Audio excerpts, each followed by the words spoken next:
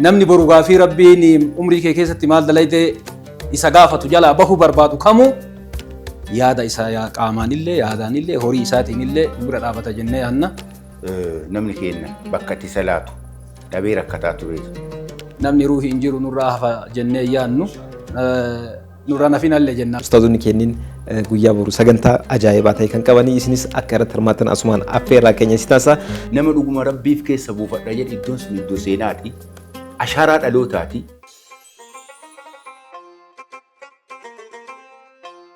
Egaa kabajamtoota fi daawwattoota keenya sagantaa keenya kan simboola ammas akkuma itti fufetti jira. Amma immoo sagantaa keenya kan keessummaa irratti argamna. Keessummaan keenya kan torbe kanaa immoo bifa asiin dura hin baratamne bifa adda ta'een keessummaa lama istiidiyoo keenya kanatti affeerannee keessummaa keenya kan guyyaa har'aa kana taasifnee jirra. Keessummoonni kunniin hojii guddaa qaban irraa yeroo qaalii qaban irraa nu kennuudhaan sagantaa kana nu hojjechuudhaaf istiidiyoo kanatti argamanii ustaazota kiyyiin qaqqaalii magaalaa Shashamannee irraa nu dhufanii ustaazonni kunniin maqaa isaanii ibsaniitiin gara marii keenya kanarratti deebina.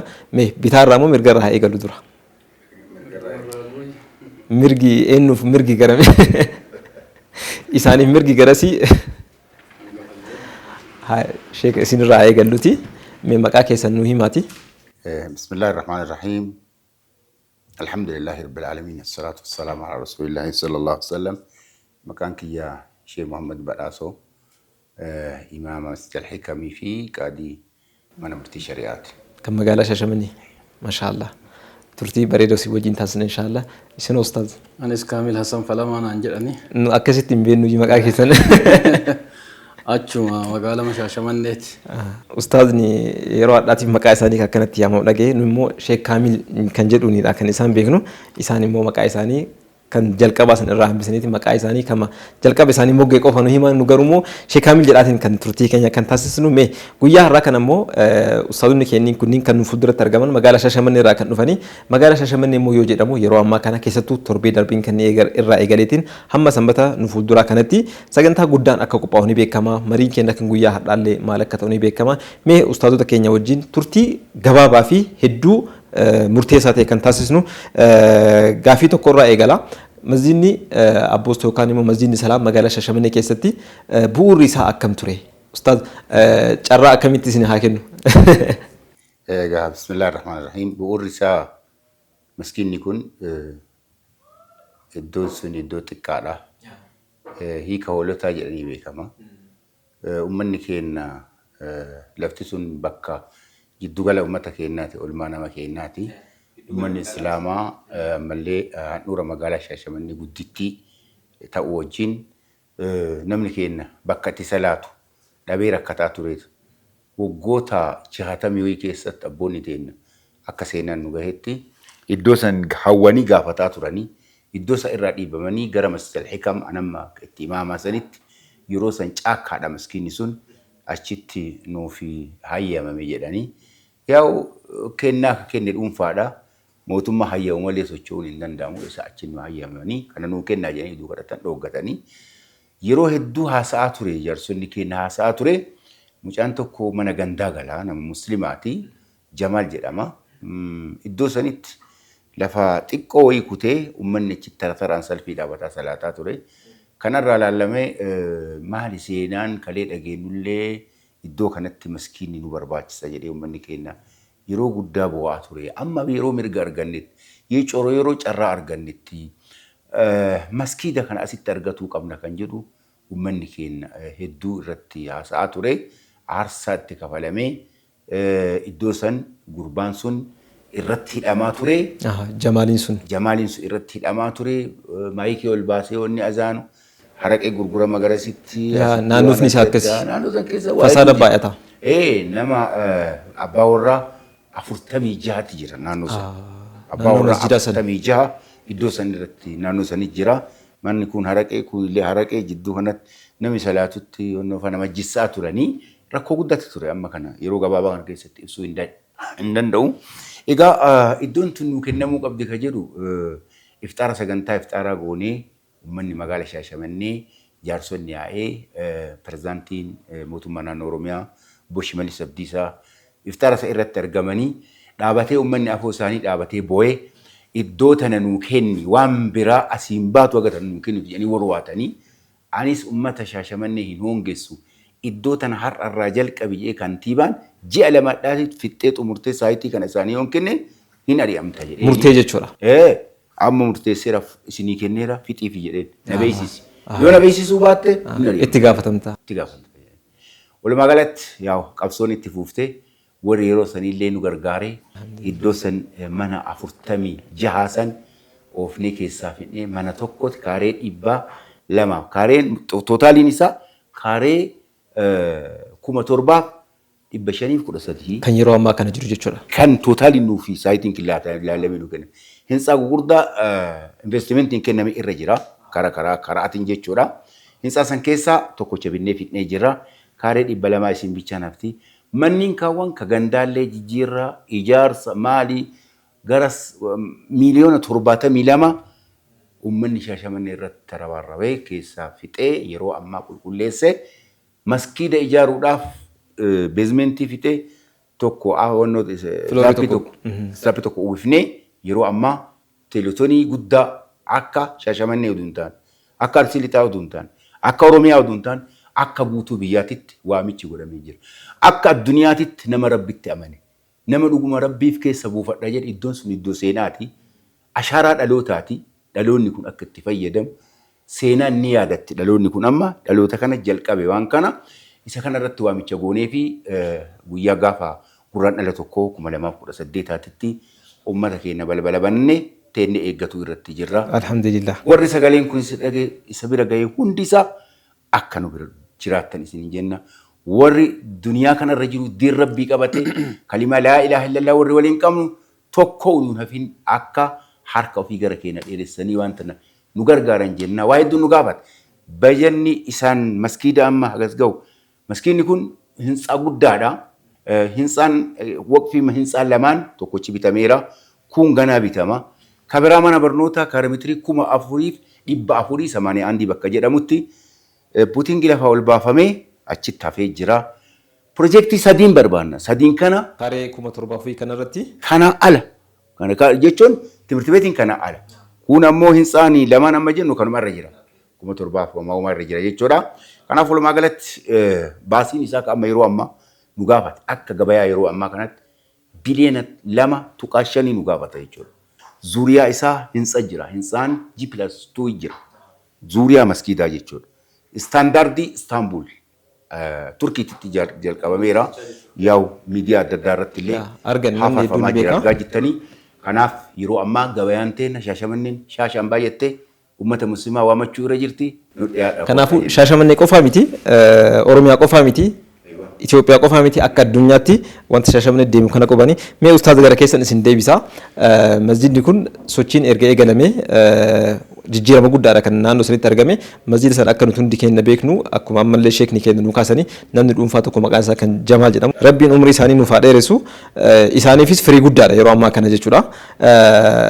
Ni beektan isinillee iddoo muraasa ture.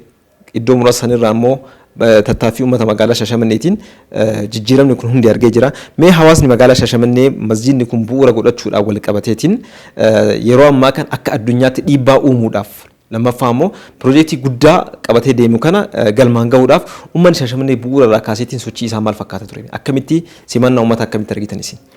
Bismillahir Rahmanir Rahim. Alhamdulillah salatu wassalamu ala rasulillah ma ba'd. Waan jalqaba masjida Abboostoo yookaan Masjidus Salaam.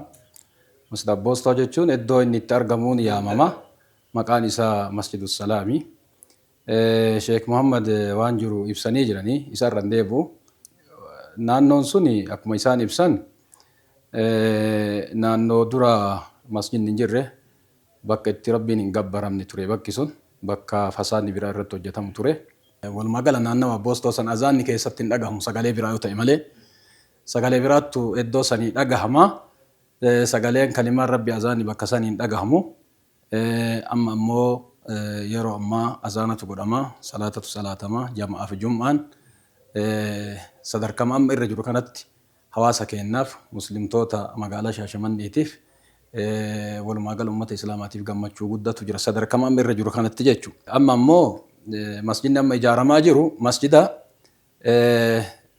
haga ammaatti naannoo keenyatti hin ijaaramin. Warri jalqaba isa bu'uuresse warra Turkiiti. gaafa isa bu'uureessan waan irra dhaabatanii yookaan laalanii inaafanii jalqabantu jira. Naannoo sanniin hin beektanii iddoo mana amantii kabiraattu jira. Bifa inni ijaarameenis isin hin beektanii namuu hin beeka. Isa laalanii masjidni asitti ijaaramu ammoo ka isa kana yoo laalan isa kana biratti namni ijji masjida kana laalte waan biraa laaluu ceem'itu yookaan tuffattu akka ta'u akkasitti xiiqiidhaan uummanni sun jalqabe. Eega jalqabanii ammoo haalli hin mijoonnee fi rakkoo adda addaatiin warri Turkii sun itti fufuu hin dandeenye. Isa san uummanni Islaamaa fudhatee lafa reef manniin reef Sheek Muhammad dubbatan san manniin nama dhuunfaa manniin gandaa mana 40 ho'i achirra jiru san achirraa kakaase ummata Shaashamanneeti, ummata keenya kiisii isaaniiti mallaqa isaan irraa sassaabametu kaasaa mana hagas gahu san mana tokko lama kaasuun haga ulfaatu yeroo ammaa keessatti beekamaadha. Mana hagas baay'atu san kaasanii ummata san bakka biraatti mootummaan lafa kennite achirratti mana ijaaranii fi ummata san achirraa kaasanii saayitii san qulqulleessanii masjidni bifa amma jiru kanaan irratti ijaarame. San qofaa miti waan qara qalbii namaa keessa hin jirre gamoon waqfii ummata islaamaatiif ta'u kan nama dhuunfaaf hin taane tajaajila ummata islaamaatiif ka ta'u abboostoo bira ta'ee Shaashamannee bira ta'ee yoo rabbiin laaffise akka amma yaadamu kanaan yoo rabbiin galmaan gahe walumaa gala hawaasa islaamaatiif dhala boruutiif tajaajila kennuu ka danda'u gamoo guddatu bitamee hin xumuramne. Masjidnis jalqabee akka amma reef isaan dubbatan sanitti hin xumuramne. Madarasaalleen jalqabamee innis hin xumuramne. Isa kana xumursiisuuf horiin amma isaan dubbatan sun biliyoona 2.5 waan guddaa. Isa kanaaf ammoo khayriin tun akka bal'attee Shaashamanneen osoo yeroo fudhata malee akkanatti dunuunfattee illee itti deemte alhamdulillah hin hojjetti. Rabbii keenya abdanna eega rabbii keenyaati hawaasni keenya uummata khayrii jaalatu hin hojjeta. Haa ta'u ammoo waan kana dafanii keessaa bahuudhaaf khayriin kun akka hawaasa islaamaa bal'aa wal geettuuf amma guyyaa amma jedhame kanatti Shaabaana gaafa 20 ji'a jahaffaa guyyaa dilbataa ji'a jahaffaa gaafa guyyaa 2018 magaalaa Shaashamannee istaadiyeemii magaalaa Shaashamanneetti sagantaan daawaa fi sassabbii mallaqa piroojeektiin kun ittiin xumuramutu qabame. Inni kun yoo qabamu ka qabamu Shaashamannee irratti malee ka irratti hirmaatu hawaasa islaamaati. Hawaasa guutuu islaamaati. Miirri ammoo ummata keessa jiru miirri ummata Shaashamannee keessa jiru miira gammachuuti. Miirri ummata Shaashamannee beeku ummata hawaasa Shaashamannee beekus akkasuma. Amma waa lamatu as keessa jira. Khayrii kamuu bakka kamittuu haa ta'u khayrii dalaguun rabbi irraa argatanii waan akkanaa kana hojjechuun ammoo waan nurratti hin dhaabanne wanni kun waan dhala boruutiif ashaaraadha wanni kun waan dhala boruutiif ta'u akka ammoo Shaashamanneen asiin dura masjida biraa biyya biraatti yoo ijaarte malee masjida biraa yoo dhuunfaan ijaaratte malee yookaan immoo mashruu'a kana fakkaatu piroojeektii kana fakkaatu bakka biraatti ijaaramu hunda harka keessaa qabdi. Waan akkanaa ijaaruuf ammoo Shaashamanneen asiin dura hin qabanne Shaashamanneen qabsooftuudha. Qabsoo sabaa keessatti illee Shaashamanneen beekamtuudha. Sagaleen keenya dhagamuu keessatti gahee guddaa taphattee jirti. Qabsoo diinii keessattis qabsoo sabaa keessattis Shaashamannee beekamtu. Namni qaamaan Shaashamannee dhaqee hin beeynes ka gurraan Shaashamannee hin dhagahin hin jiru. Kanaaf Shaashamannee akkasiisan to'adha birmannaa hawaasa islaamaa barbaade waan ta'eef jecha. Kanaafi guyyaa gaafsanii rabbii keenyarraa abdii qabna. Namni jiru namni dhimmi islaamummaa itti dhagahamu namni islaamummaan itti dhagahamu namni boru gaafii rabbiin umrii kee keessatti maal dalayte isa gaafatu jalaa bahu barbaadu kamu yaada isaa qaamaan illee yaadaan illee horii isaatiin illee dubira dhaabata jennee yaanna. Yaamichi nu ammoo islaama guutuu addunyaa ka biyya keessa jiru miti nu kayaamne ka biyya keessa jiru qofaa miti. Sagantaan kun akka guutuu biyyaatti jennee jirra. Ka biyyaan ala jirus yaamicha taasifneefii jira. Amma yeroo ammaa haalli mijataadha. Namni Ameerikaa taa'ee Shaashamannee guyyaa san wajjin hirmaatuu danda'a. Biyyoota Arabaa keessa jiraateen wajjin guyyaa san hirmaatuu danda'a.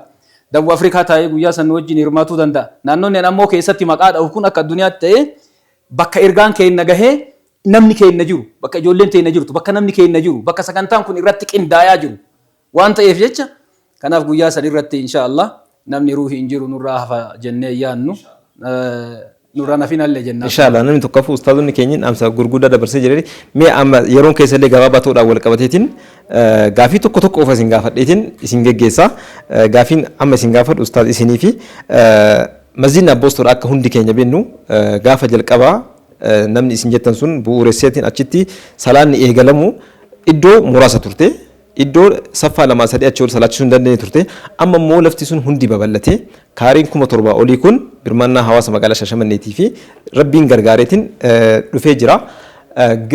Uummanni kun immoo gaafa iddoo sanii ka'u naannoon sun akkuma beeknu guutuun isaa nama garagaraatu jiraata.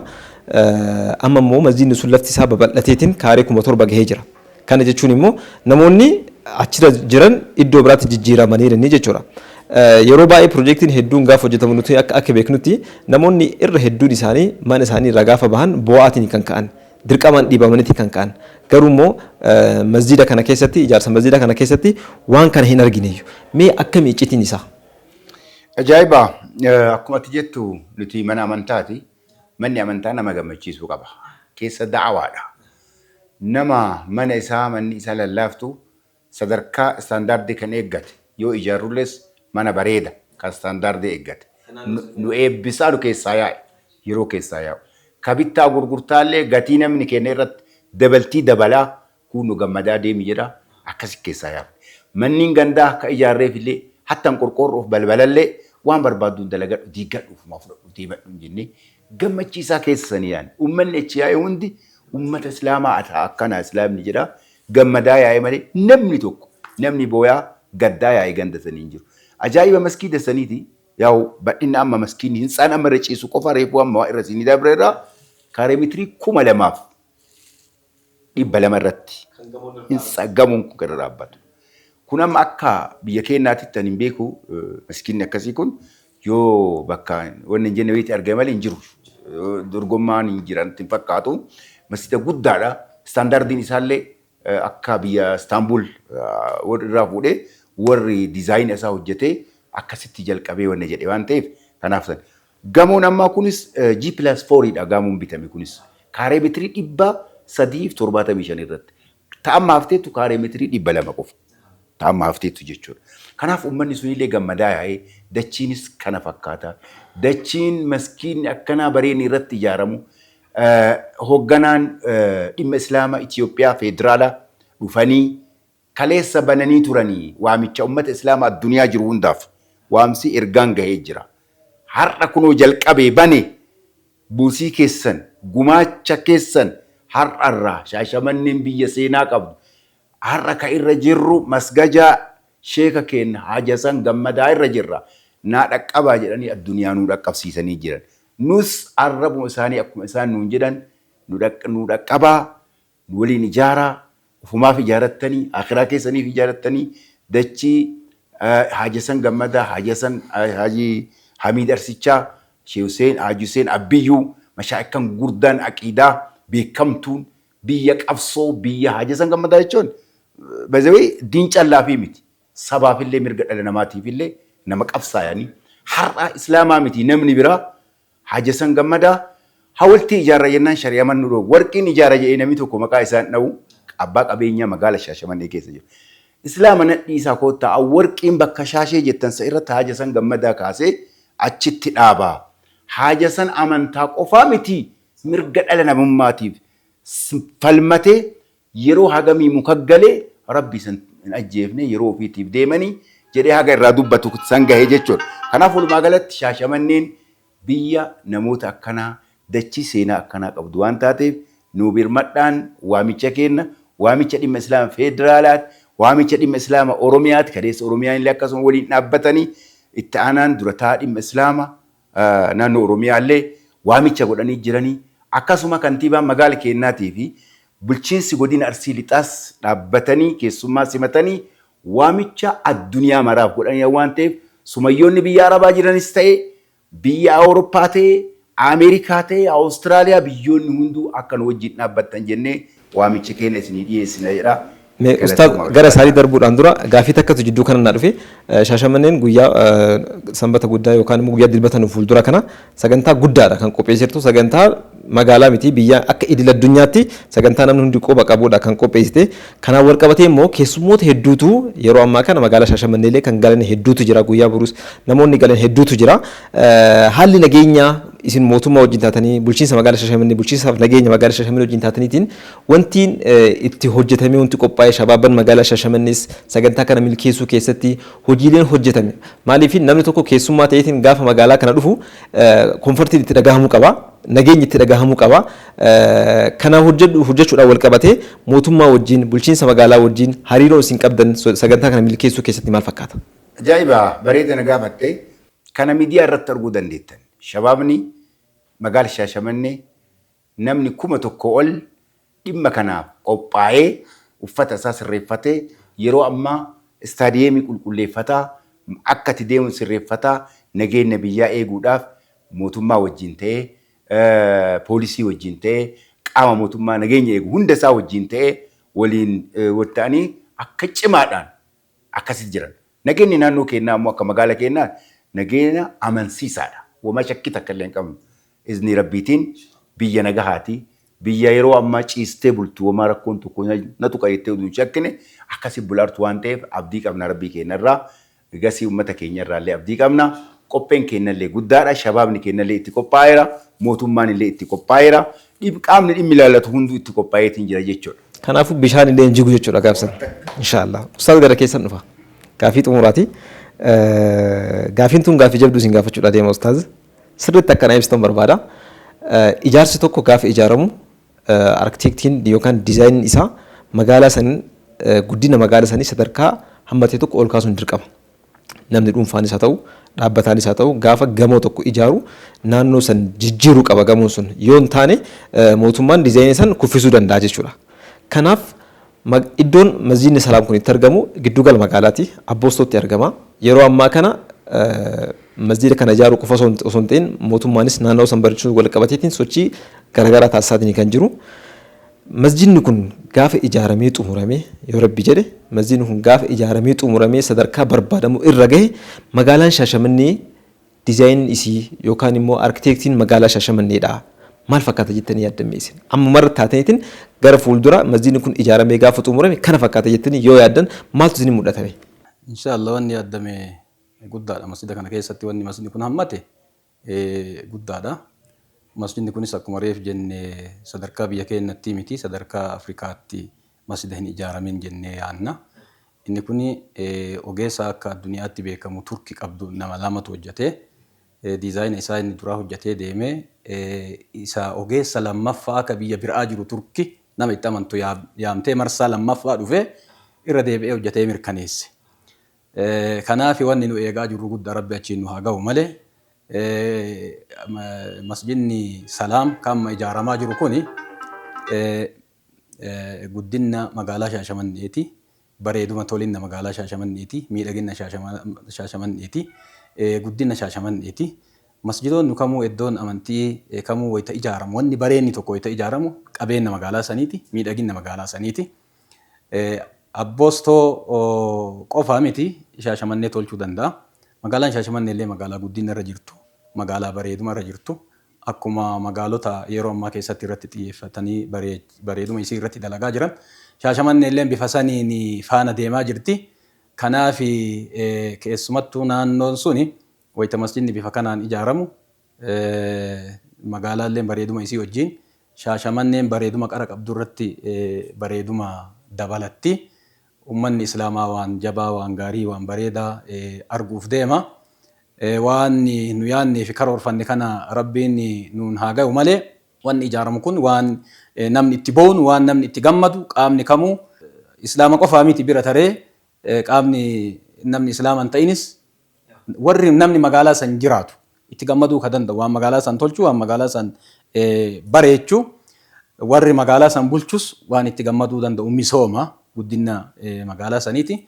Kanaaf waan guddaa hawwinaa waan guddaa arguu deemna. Iddoo ibaadaa masjidoonni amma jiran kuni haga ammaatti akka biyya Turkii biyya ogummaa muuxannoo waan kana keessatti qabdu malee iddoo biraatti salaata qofaaf malee tajaajila biraa masjidoonni hin kennu. Yoo rabbi fedhe masjidni Abboostoo kun tajaajila hedduu kenna jechuudha. Kan namni achumatti gabayaallee argatu, achumatti ammoo ibaadaallee argatu, tajaajila silaa namni masjidaan wal qabatee namarraa barbaadamu kamuu bakka sanitti ka argatuu danda'anii ibaadaallee ka itti boqannaaf yookaan immoo laalchaaf daawwiif akkuma masjidoota addunyaa irra jiru tokko tokko laalchaafillee namni laalee itti gammaduu danda'u, laalee namni itti raahaa godhuu danda'uu fi itti bashannanuu danda'u, ibaadaa itti godhuu danda'u itti waan qophaa'eef rabbi nuun haa ga'u sadarkaa sanitti geennaan inni waan jabaa waan gaarii arguu deemna jechuudha. Inshallah. Turizimii biyyaatiif ta'a. Turizimii biyyaatiif ta'a. Inshallah. Magaalaa Shaashamannee namni gaaf tokko Finfinnee irraa keetiin Shaashamannee deema gaaf jedhu masjiida salaam daawwachuuf jedhee deemuu danda'a. Kanaafuu jijjiirama magaalaa keessatti illee turizimii magaalaa guddisuu keessatti illee gahee guddaa bahata jennee kan yaadnu akkuma immoo isin ustaaz jalqaba irratti kaastanii hundi keenya akka beeknu dizaayinii masjiida sanii gaaf akkanatti dizaayin ta'u xiiqii keessa galameetini namni masjiida salaam kana ilaale wanti biraa ija isaa guutuu hin danda'u jechuudha. Inshallah nullee hawwiin keenya guddaan kana an gaafii kiyya yeroo qabnu gabaabaa ta'uudhaan wal qabatee silaa waan hedduu osoo daawwattoota keenya wajjin mari'annee waan hedduu taphannee daawwattoonni keenya hedduun isin barbaadanii maaliif wanta yeroo ammaa kana magaalaa Shaashamannee kana wal qabatee akka addunyaatti sooshaal miidiyaa irra naanna'aa jiru kana isinirraa dhagahuu barbaadan silaa kana caala jechuudha. Isinillee ni beekaa waan hedduu kana caala dubbachuu wanta dandeettantu jira yeroo keenyatti nu daangeessaa isinillee jarjarra jirtanii hojii guddaa harkaa qabdanii bor sagantaan guyyaa sagantaati. Kanaaf mee xumura irratti dhaamsi dhaamtan yoo jiraate isin lamaan keessaa nama tokkoof carraa isin haa kennuuti uummata magaalaa Shaashamannee haa ta'u shabaabban magaalaa Shaashamannee bor kidmaara jiraniif haa ta'u nama kamiifuu dhaamsi dabarsitan yoo jiraate isin keessaa nama tokkoof carraa isin haa kennu eenyuuf haa kennu. Nulachuun dhaamna. Nam tokko akka uummata Shaashamanneetti dhaamsa haa dabarsu. Nam tokko ammoo akka uummata keessummaa ta'ee yaamametti dhaamsa tokko haa dabarsu. Ani asumaan akka nama keessummaa yaamneetti dhaamsa dabarsee akka hawaasa keenya nama keessummaan itti dhuftuuttilleen sheekni keenya akka dhaamsa nuu dabarsan. Nu Shaashamanneen akkuma reef jennee uummata islaama biyya keenya irraa harka qabdi, jazaa qabdi, seenaa qabdi. Hidhamtoota yeroo Ahbaash yeroo sagaleen keenya haa dhagahamu hidhamu torbaaniin namni Shaashamannee irraa ka'ee uummata keenya hidhaa jiru dubbisaa, mukuu baasaa, maatii isaanii ala gargaaraa seenaa keessatti wanni akkasii hin dabrini. Warri naannoo jiru bakka tokko nama naannoo jiru tokko dubbisuu danda'a. Kiiloomeetira 250 irraa konkolaataa qabatee keessumattuu warra Finfinneetiif jedha kan. Keessumattuu warra Finfinneetiif jedha.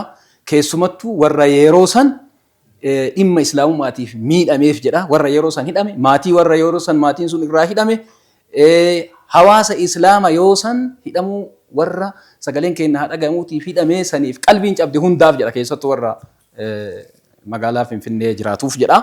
Shaashamannee jazaa akkasii isinirraa qabdu. Jazaan kun akhiratti rabbi irraa eegganna. Duniyaatti ammoo kan uummata irraa eeggannu hin arganne asiin dura. Tana irratti ammoo in eegaa jirra, isin eegaa jirraa. Nurraan haftanii Shaashamanneen dhiiraa fi dubartiin xiqqaa fi guddaan ka jiru hundiin caqasaa jira. Kanaafuu guyyaa kan akka nurraan hafne warri nu isin yaamne illee kun cidha dhuunfaatii miti. Cidha dhuunfaa nama itti himatantu dhufa. Kun ammoo cidha rabbii sagantaa rabbii namni dhagaye kamuu namni yaamichi qilleensarraan isa gahe karaa miidiyaa kamiinuu karaa miidiyaa keessan kanaanilleen ka sagalee kana dhagahe akka nu hirmaatu jedha guyyaa san isin eegaa jirra jedha achumaan immoo warri kallattii garaagaraatiin ergaa keenya kana daawwatu qaama biraatiifis akka dabarsu qaama biraatiifis akka sheer godhu khayrii irraa argata waan ta'eef dhaamsi kun dabree nama bira yoo gahe addaallu alal khayri kafaa'il ija rasuuli rabbi alayhi salaatu wasalaam namni khayrii tokko irratti nama qajeelche akka waan dalageeti waan ta'eef jecha namni sagalee kana sheer godhee qaama biraatiif dabarses waan sila warri miidiyaa daawwatu godhu qabu kamuu ta'an isintu jedha. Ani sheerima qofa keessa yoo jedhee gaya. Kanaaf bifa akkasiitiin isin eegna jechuu barbaada. Taanta hawaasa keenya akkamitti akka keessummaa simatu sheeka kennaaf dabala. Egaa ani tapha isaanii irratti illee dabala. Maaf jennaan. Dabala hin danda'amu. Wanni an dabalu ani dhugumatti waamichi kenna tokko daa'ima irraa jalqabee dubartii irraa jalqabee abboota qabeenyaa irraa jalqabee nama diin kalimaa laa ilaaha illallaa qabu nama amantaa biraallee hattan kuni bareedduma magaalaa keenyaati. Magaalaa walitti qabna. Magaalaan tokko bareenni yoo magaalaan tun bareedde waliin bareedna jira namni amantaa biraa ebaluu jechuun nuuf hin taatu. Isin wajji jirra waan hojjetaa jirtan isin wajji jirra warri jedhaaru haa galatamu seenaan isa yaadatti. Anammoo wanni jedhu dhaamsi kiyya jala mure. Abboota qabeenyaa warra waa rabbi harka si kaa'e. Ijaarri kun adeemsi kun wanni itti jirru kun ashaaraa dhalootaati. Atis yoo keessaa hafte rabbii ma ijaara. Ofii ammoo seenaan si gaafata. Dhaamsi kiyya kana. Seenaan si gaafata. Maaf yeroo dhaloonni sun ashaaraa yeroo ofii kaayate akkasitti itti taraabaarrabee hojjetu ati eessa dhaqxee? Hattan yoo galmeessaan illees jiraate ilmi ilma keetii waggaa dhibbaadhaa abbaan kiyya maaliif achi keessa akaakayyuun kiyya maaf hin hirmaanne eessa dhaqeera ganda kam dhaqee jedhee si gaafata. Seenaan si gaafatti warri duubatti harkifattu. Keessattuu warri sagalee kana dhaga'artan ashaaraa lafa kaayoo jette. Kun siidaa keeti. Ashaaraa dhaloota ammaa waan ta'eef siidaa kan kee ol mudhisiitiin bakka irraa mudhata keetiiti. Bakka irraa mudhata rabbi biratti illee nama biratti illee mudhata kenkee waan ta'eef itti koottu guyyaa gaafa keessummummaadhaaf taqabbaluudhaaf anaa dhufu isiniin jennaa kottaa Shaashamannee biyya wanni martuu irraa dhabamne biyya aananii biyya dammaa biyya bunaa Arsii Lixaa Sikkoo Mandoo isin yaamteetti Jimmas Wallos Baales akkasumaan Hararis Harargeenis hundi ummata keenya Amaarris Affaaris warri sagalee kiyya dhaga'u hundi isaa biyya keessaaf biyya alaatitti illee Shaashamanneen isin waamteetti waan ta'eef seenaa hojjetamaa jiru kanarratti nu bira dhaabadhaa isiniin jenna. Wassalaamu alaikum warahmatullahi wabarakatuh. Ustaazota keenyin wallahi hedduu isin jaaladha. Sagantaa keenya kana nu kabajjanii nus kabajjanii yeroo keessan qaalii irraa asitti nu argamu keessaniif rabbiin jazaa keessan isin haa kafalu. Waa yaaddan immoo rabbi isin haa milkeessu. Kaajamtootaa fi daawwattoota keenya sagantaa keenya kan keessummaadha dhiifama nu godhanii jarjaraan kan xumurre ustaazonni keenyin guyyaa boru sagantaa ajaa'ibaa ta'e kan qabanii isinis akka irratti hirmaatan asumaan affeerraa keenya si taasisa. Sagantaa keenya kan siin boodaa itti fufaa sagantaa keenya hafan wajjin turtii gaarsiin jenna.